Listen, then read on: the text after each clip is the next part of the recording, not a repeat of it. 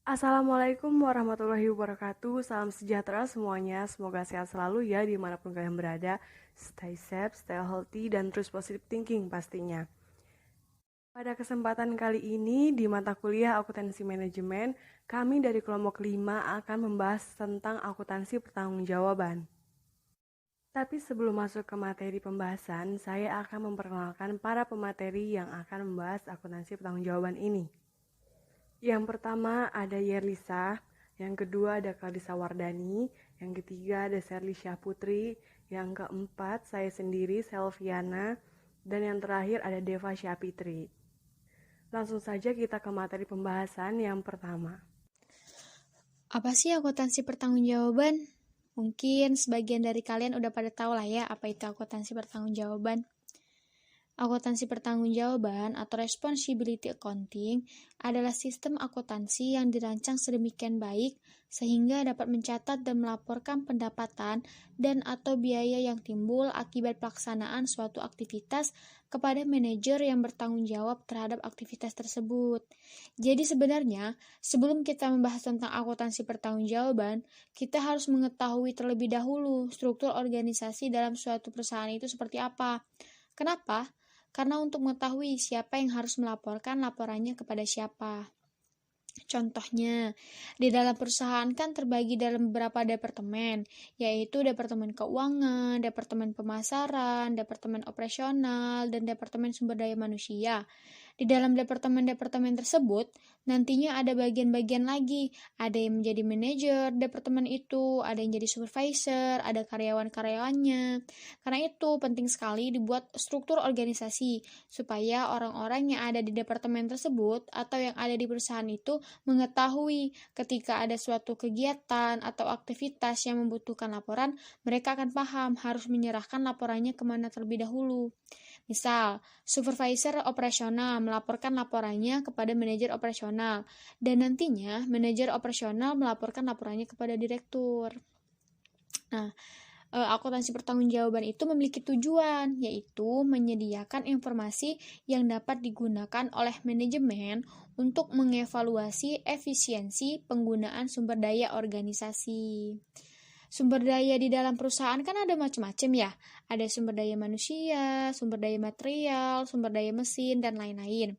Karena banyaknya sumber daya di dalam perusahaan, maka penggunaannya harus seefisien dan seefektif mungkin untuk menghasilkan hasil yang optimal. Jika hasil evaluasi menunjukkan sumber daya organisasi digunakan secara tidak efisien, maka penyebabnya harus diinvestigasi. Jika dianggap perlu, dapat dilakukan pula tindakan koreksi untuk mencegah terjadinya hal yang sama di masa mendatang. Tindakan koreksi diarahkan pada usaha untuk menghilangkan inefisiensi yang sistematis. Misalnya, inefisiensi akibat setelan mesin yang salah, kualitas bahan yang jelek, kurangnya supervisi atau pelatihan, inefisiensi pengaturan kerja yang mengakibatkan duplikasi atau pemborosan waktu, sementara untuk inefisiensi yang tidak sistematis atau acak diabaikan. Contoh, efisiensi yang tidak sistematis, misalnya efisiensi akibat karyawan baru yang belum berpengalaman dan kerusakan mesin yang sudah diperbaiki. Struktur organisasi. Tadi kan sudah saya sebutkan ya, bahwa kita harus tahu terlebih dahulu struktur organisasi itu. Karena apa? Sistem akuntansi pertanggungjawaban dirancang berdasarkan struktur organisasi perusahaan.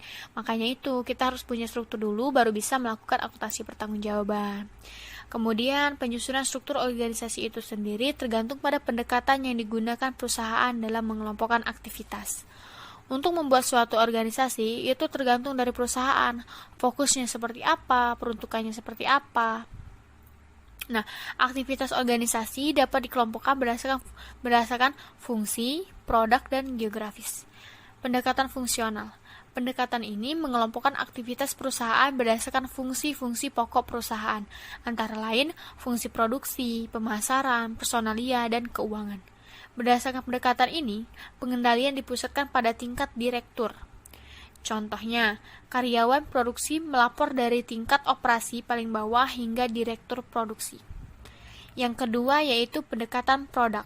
Nah, pada pendekatan ini mengelompokkan aktivitas perusahaan berdasarkan produk atau kelompok produk yang dihasilkan perusahaan. Dalam pendekatan ini, tanggung jawab fungsional digabungkan menurut produk atau kelompok produk dan tanggung jawab ditentukan atas dasar produk. Yang ketiga yaitu pendekatan geografis atau disebut juga sebagai pendekatan regional. Nah, pada pendekatan ini mengelompokkan aktivitas dan menentukan tanggung jawab berdasarkan wilayah geografis. Tanggung jawab manajer mencakup semua fungsi dan produk dalam wilayah geografis tertentu. Kemudian, keterkaitannya apa sih struktur organisasi dan pelaporan pertanggungjawaban ini? Jadi, semakin tinggi tingkat pertanggungjawaban, maka akan semakin ringkas laporannya. Contohnya, laporan kepada direktur utama menyajikan biaya yang terjadi di kantornya dan biaya yang terjadi di setiap divisi yang melapor langsung kepadanya.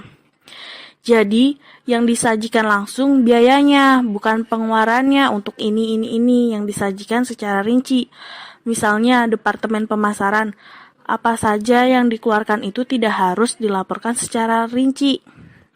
Laporannya kepada direktur hanya peningkatannya seperti apa, pengeluarannya seperti apa, keuntungannya sebesar apa, dan lain sebagainya. Nah, di sini terkait dengan struktur organisasi pada perusahaan yang menggunakan pendekatan fungsional. Jadi, pada gambar di sebelah kiri, ada struktur organisasi dan di sebelah kanan adalah bentuk laporannya. Pada gambar ini hanya menggunakan 3 divisi, yaitu pemasaran, produksi, dan keuangan. Semua direktur pada tingkat kedua melapor kepada direktur utama pada tingkat 1. Sekarang lihat sisi kanan. Informasi pertama yang disajikan dalam laporan tersebut adalah biaya yang terjadi di kantor direktur utama sebesar 200 juta, termasuk di dalamnya gaji direktur utama dan berbagai biaya administrasi lain. Setelah itu, laporan yang menyajikan biaya yang terjadi di semua divisi meliputi divisi pemasaran sebesar 1 miliar 150 juta, divisi produksi sebesar 1 miliar 410 juta, dan divisi keuangan sebesar 595 juta. Pada pelaporan tingkat kedua, divisi produksi akan digunakan sebagai contoh. Jumlah total biaya divisi produksi sama seperti yang disajikan pada laporan tingkat 1 sebesar 1 miliar 410 juta. Dalam divisi produksi ini memiliki tiga pabrik yang menghasilkan 3 jenis produk berbeda, yaitu produk komersial, produk konsumen, dan produk militer. Biaya yang disajikan dalam laporan tingkat 2 adalah biaya yang terjadi di kantor direktur produksi sebesar 90 juta dan biaya yang terjadi di semua pabrik meliputi biaya pabrik produksi komersial sebesar 170 juta, biaya pabrik produk konsumen sebesar 520 juta, dan biaya pabrik produk militer sebesar 630 juta. Divisi pemasaran dan keuangan juga membuat laporan yang sama dengan total biaya yang sama seperti yang disajikan pada laporan tingkat 1. Tingkat berikutnya adalah manajer pabrik. Pabrik produk konsumen digunakan sebagai contoh, seperti yang disajikan dalam gambar ini. Pabrik produk konsumen memiliki 3 departemen, yaitu Departemen Pengolahan, Departemen Subperakitan, dan Departemen Perakitan. Jumlah biaya yang disajikan dalam laporan tingkat 3 sebesar 520 juta, sama seperti yang disajikan pada tingkat 2. Biaya yang dilaporkan meliputi biaya yang terjadi di kantor manajer pabrik produk konsumen sebesar 65 juta, dan biaya yang terjadi di semua departemen yang berada dalam pabrik tersebut, yaitu biaya Departemen Pengolahan sebesar 155 juta, Departemen Subperakitan sebesar 160 juta, dan Departemen Perakitan sebesar 140 juta. Tingkat berikutnya adalah tingkat 4, Kepala Departemen. Sebagai contoh, akan digunakan Departemen Pengolahan. Departemen Pengolahan memiliki biaya total sebesar 155 juta, sama seperti yang disajikan pada tingkat 3. Biaya yang dilaporkan tersebut meliputi biaya yang terjadi di kantor kepala departemen sebesar 30 juta dan biaya yang terjadi di semua pusat biaya berada dalam departemen tersebut yang meliputi pusat biaya 1 sebesar 50 juta, pusat biaya 2 sebesar 35 juta, dan pusat biaya 3 sebesar 40 juta. Di samping laporan ringkas yang dibuat pada berbagai tingkat, juga akan dibuat laporan biaya untuk setiap unit atau pusat biaya berdasarkan jenisnya. Contohnya, pada gambar laporan biaya pusat biaya 1. Selanjutnya, pendekatan produk. Dalam pendekatan ini, biaya total untuk operasi pada tingkat 1 sama seperti sebelumnya, tetapi dengan dasar pengelompokan yang berbeda. Bisa dilihat pada gambar sebelah kiri, semua aktivitas perusahaan berhubungan dengan operasi produk kimia, produk obat, dan produk cat. Kita lihat pada sebelah kanan, di situ disajikan laporannya. Pada laporan biaya direktur utama, divisi obat merupakan divisi dengan biaya terbesar, dengan total biaya 1.430 juta. Total biaya keseluruhan di tingkat 1 ini sebesar 3.355 juta. Selanjutnya di tingkat 2, divisi obat akan menjadi contoh. Dalam struktur organisasi dapat kita lihat divisi obat bertanggung jawab terhadap 3 pabrik yang bertugas menghasilkan berbagai produk tersebut, yaitu pabrik obat medis, obat farmasi, dan obat rumah sakit. Laporan pada tingkat 2 ini menyajikan biaya kantor direktur sebesar 80 juta, biaya produk obat medis 250 juta, produk obat farmasi 575 juta, dan produk obat rumah sakit sebesar 525 juta. Total biaya pada tingkat 2 sebesar 1.430 juta. Total biaya ini sama dengan yang dilaporkan pada direktur di tingkat 1. Selanjutnya pada tingkat 3, laporan biaya manajer pabrik farmasi akan menjadi contoh. Total biaya manajer pabrik farmasi sebesar 575 juta sama dengan yang dilaporkan pada direktur tingkat 2. Pada tingkat ini terdapat 3 buah departemen dalam pabrik farmasi, yaitu Departemen Pencampuran, Departemen Pembotolan, dan Departemen Pengemasan. Rincian biayanya bisa dilihat di gambar. Selanjutnya, pada tingkat 4, Kepala Departemen Pembotolan akan menjadi contoh. Pada tingkat ini, biaya total yang dikeluarkan oleh Departemen Pembotolan sebesar 205 juta, sama dengan yang dilaporkan kepada manajer di tingkat 3.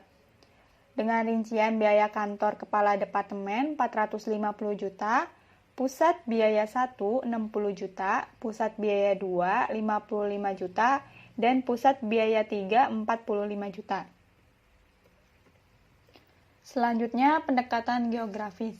Berdasarkan pendekatan ini, biaya total untuk semua operasi sama seperti biaya total pada pendekatan fungsional dan pendekatan produk. Tetapi tingkat di bawahnya memiliki klasifikasi yang berbeda. Pada pendekatan geografis, struktur perusahaan berdasarkan wilayah geografisnya. Perusahaan yang menghasilkan produk dengan fisik besar dan biaya angkut dari satu tempat ke tempat lainnya mahal, lebih baik memiliki fasilitas produksi dan pergudangan di wilayah yang sama. Pertimbangan tersebut bertujuan untuk meminimalkan biaya pengiriman. Oleh karena itu, perusahaan dapat membentuk divisi barat, tengah, dan timur. Pengaturan semacam ini dapat membuat pelayanan terhadap pelanggan di setiap wilayah menjadi lebih efisien. Sekarang kita lihat laporan biayanya. Dalam laporan biaya direktur utama, total biaya sebesar 3.355 juta.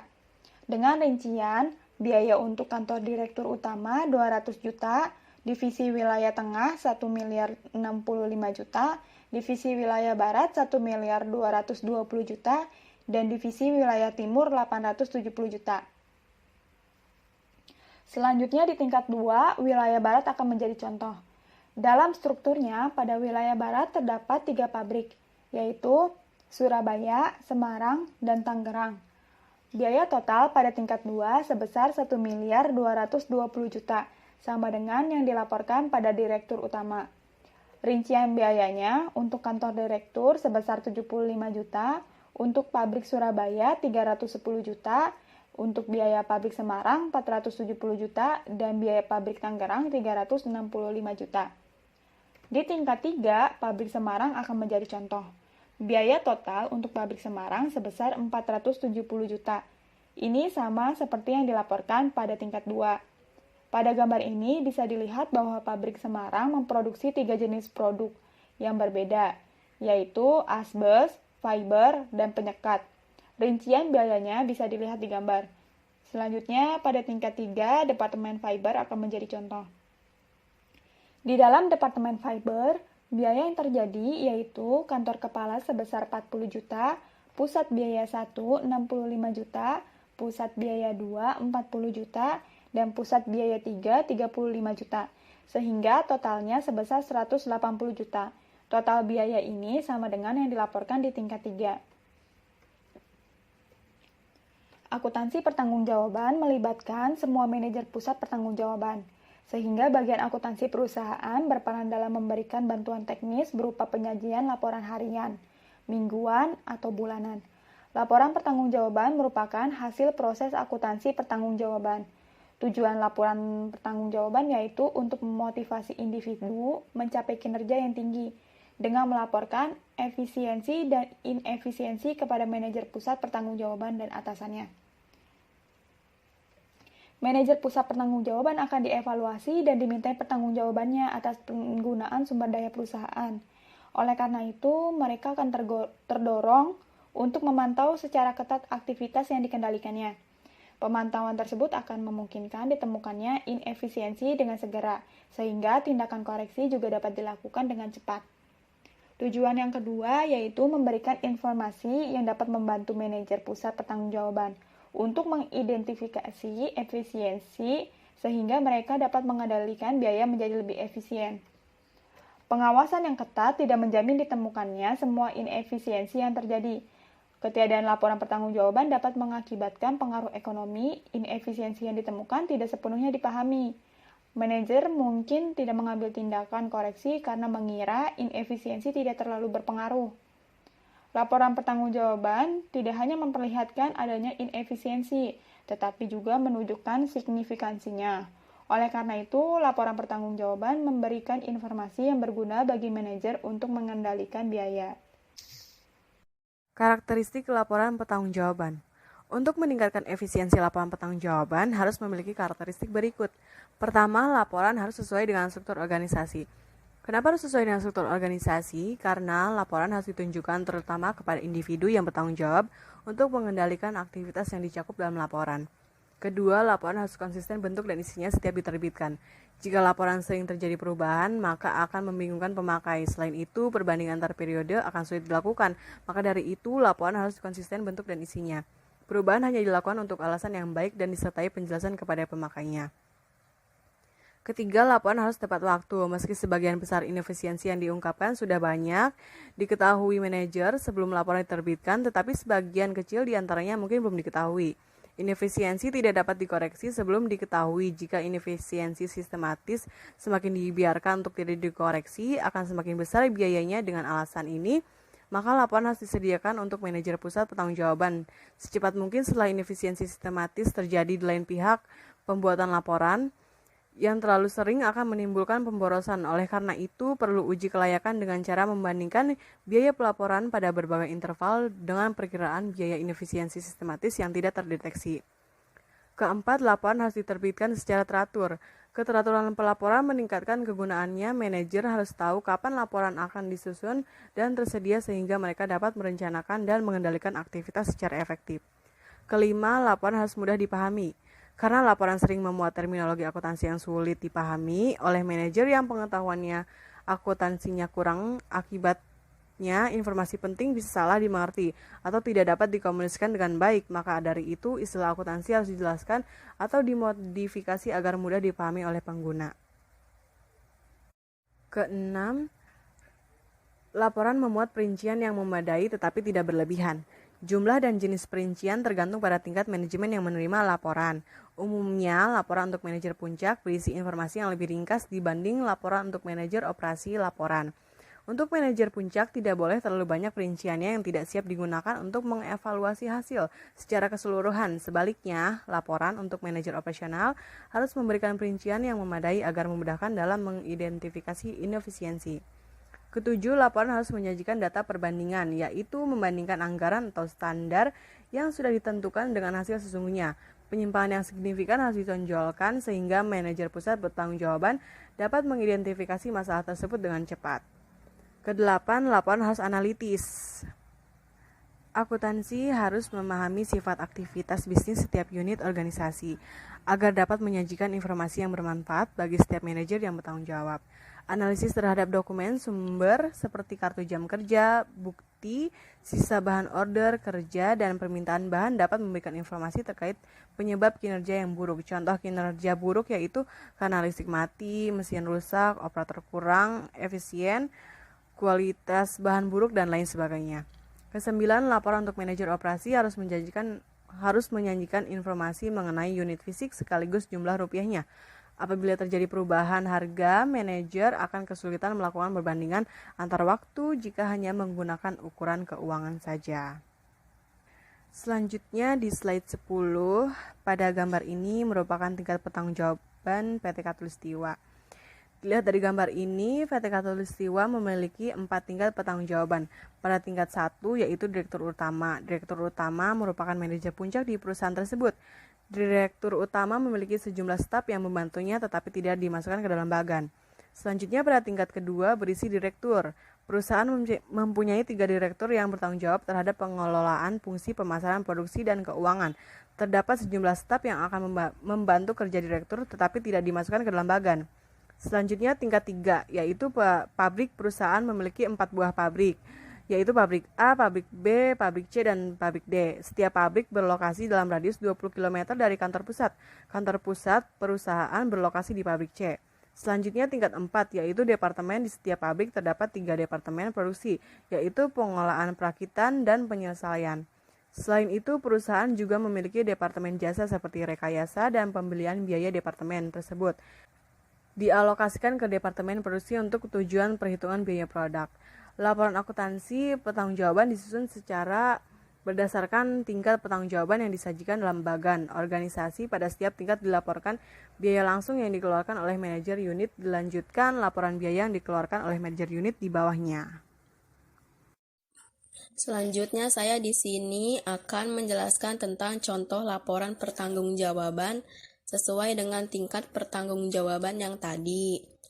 Laporan ini berisi laporan kinerja bulan Maret 2012 yang disajikan dalam 4 tingkat, yaitu tingkat 1 untuk direktur utama, lalu tingkat 2 untuk direktur produksi, tingkat 3 untuk manajer pabrik C, dan tingkat 4 untuk kepala departemen perakitan.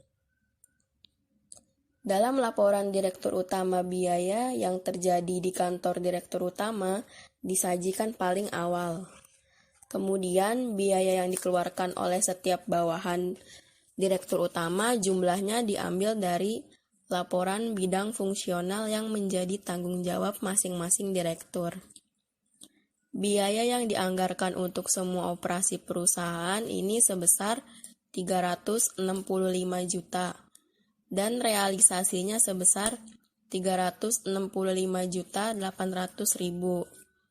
Hal ini menimbulkan penyimpangan kerugian sebesar 800.000. Karena tadi kita mengambil contoh direktur produksi, jadi jumlah biaya yang dianggarkan dalam direktur produksi sebesar 165 juta dan realisasinya sebesar 164.800.000.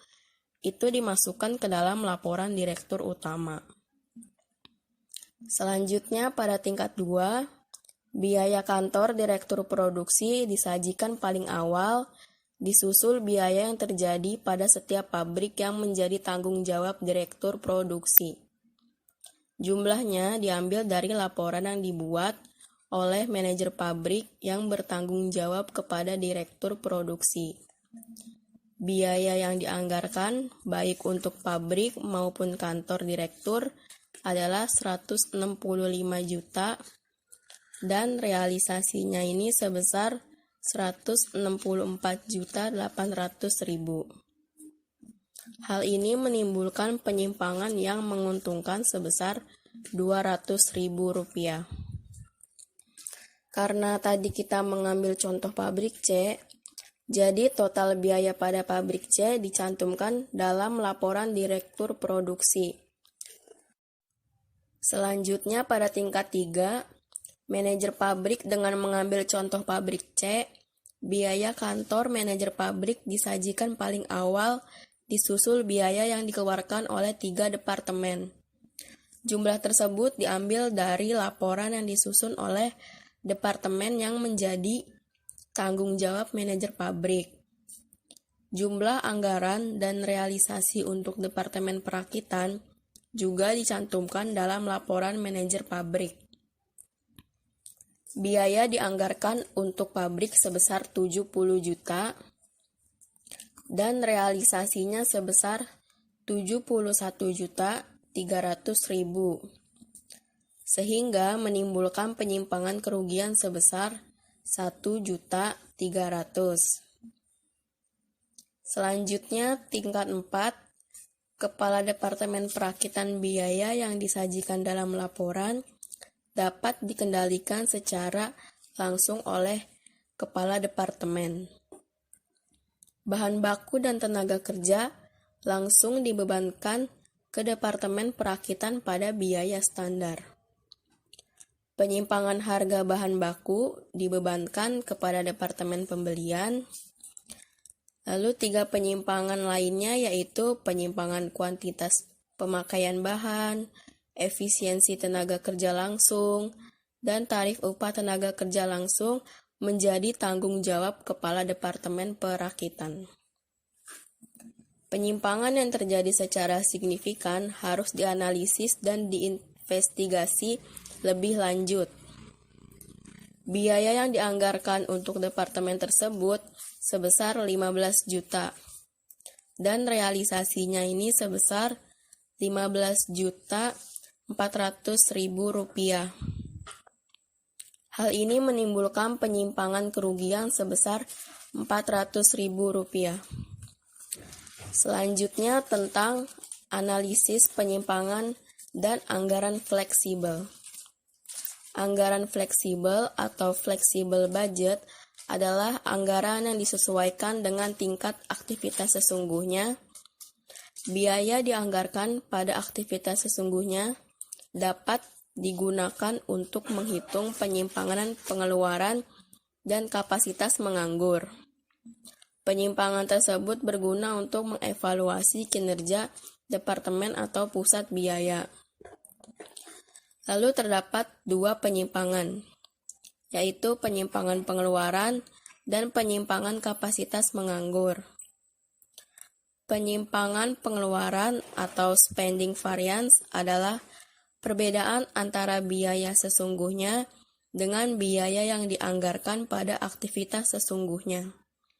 Lalu, penyimpangan kapasitas menganggur atau idle capacity variance adalah perbedaan antara biaya yang dianggarkan pada tingkat aktivitas sesungguhnya dengan biaya yang dibebankan ke produk yang dihasilkan selama satu periode atau departemen pemakai atau jasa yang diberikan dalam satu periode.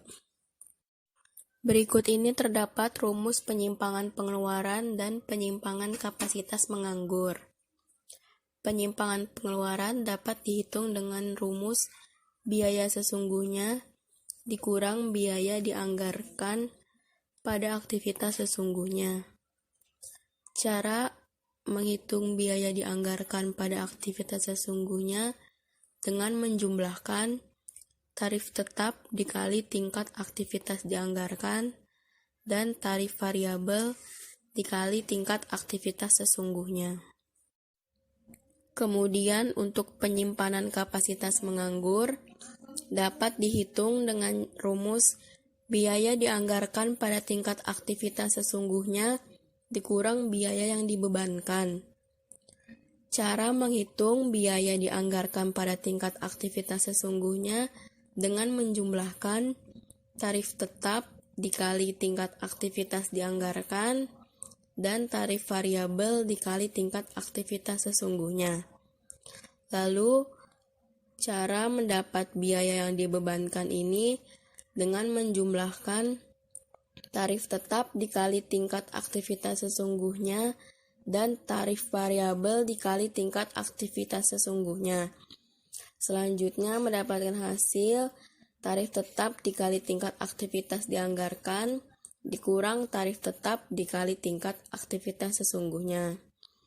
Lalu yang terakhir ini tingkat aktivitas dianggarkan dikurang tingkat aktivitas sesungguhnya dikali tarif tetap. Berikut ini contoh perhitungan penyimpangan pengeluaran dan kapasitas menganggur.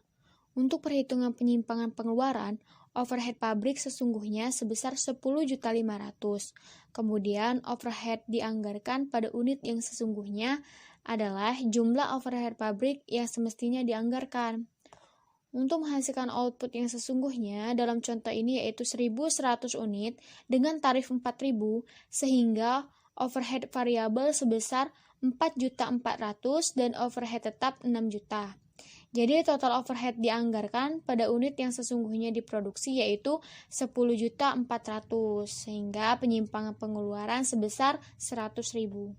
Pada contoh ini penyimpangan pengeluaran tidak menguntungkan karena biaya sesungguhnya melebihi biaya dianggarkan. Nah, selanjutnya perhitungan penyimpanan kapasitas menganggur. Overhead dianggarkan pada unit yang sesungguhnya diproduksi sebesar 10.400.000. Diambil dari perhitungan di atas ya, yang tadi. Kemudian dengan tarif 10.000 dan unit sesungguhnya 1.100, maka menghasilkan overhead pabrik dibebankan sebesar 11 juta sehingga penyimpanan kapasitas menganggur sebesar 600.000. Karena pemanfaatan kapasitas melebihi yang direncanakan, maka penyimpanan tersebut menguntungkan. Jadi total penyimpangan pengeluaran dan kapasitas menganggur menghasilkan overhead pabrik lebih dibebankan sebesar 500.000. Nah, hal ini menjadikan penyimpangan ini menguntungkan. Ya, itulah materi yang telah kami sampaikan. Terima kasih atas perhatiannya. Saya harap materi yang telah kami sampaikan ini memberikan kita wawasan yang baru. Sebelum saya tutup, saya ada kutipan dari Prisa Bersari yang bunyinya begini. Ketika kau melakukan usaha mendekati cita-citamu, di waktu yang bersamaan cita-citamu juga mendekatimu. Alam semesta bekerja seperti itu. Baik, sekian dan terima kasih. Wassalamualaikum warahmatullahi wabarakatuh.